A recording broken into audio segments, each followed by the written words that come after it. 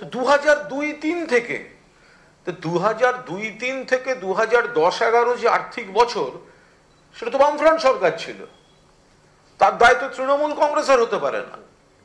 তৃণমূল কংগ্রেসের সরকার যতবারই এই ধরনের কেন্দ্রীয় ফান্ড এসছে, যথাযথ সময় যথাযথ বিভাগ কেন্দ্রের যথাযথ বিভাগের কাছে ইউটিলাইজেশন সার্টিফিকেট পাঠিয়ে দিয়েছে বলেই পরের টাকাটা এসছে, পাঠিয়ে দিয়েছে বলেই এ নিয়ে কোনো বিতর্ক নেই। সবচেয়ে বড় কথা, সর্বশেষ যখন কেন্দ্র রাজ্য অফিসার স্তরে দুপক্ষের কথা হলো, সেখানেও কিন্তু কেন্দ্রের যে অফিসাররা বসেছিলেন তারা এই ইউটিলাইজেশন সার্টিফিকেটের কথা তোলেননি।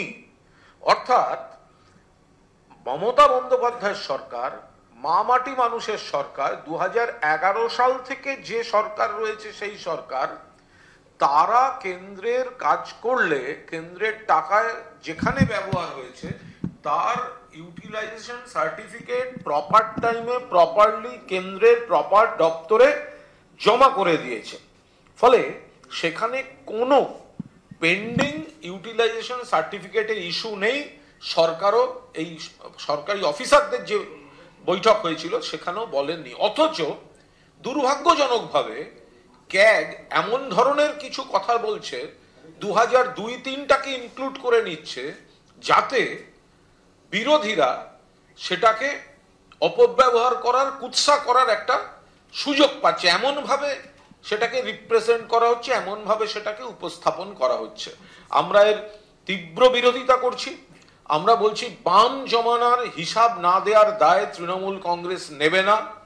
তৃণমূল কংগ্রেসের সময় যা হয়েছে তার হিসাব দেওয়া হয়েছে, এবং দেওয়া হয়েছে বলেই পরের কিস্তির টাকা এসছে, এবং পরের কিস্তির টাকা ঠিকঠাক এসছে বলেই সর্বশেষ অফিসার লেভেলের বৈঠকেও, অফিসার স্তরের বৈঠকেও তারা কেউ ইউটিলাইজেশন সার্টিফিকেটের ইস্যুটি তোলেননি।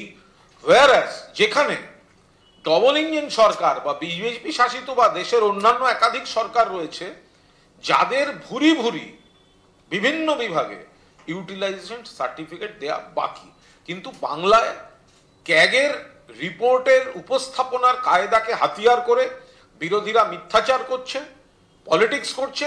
মাননীয় মুখ্যমন্ত্রী ইতিমধ্যেই প্রধানমন্ত্রীকে চিঠি লিখে তার সমস্ত পয়েন্টগুলি দিয়ে প্রতিবাদ জানিয়েছেন। আমরা আশা করব ক্যাগ এই ধরনের বিভ্রান্তিকর কিছু লেখার থেকে, মানুষকে বিভ্রান্ত করার থেকে, বিজেপির কথায় রাজনৈতিক ইস্যু করে দেওয়ার দলিল তৈরি থেকে ক্যাগ বিরত থাকবে।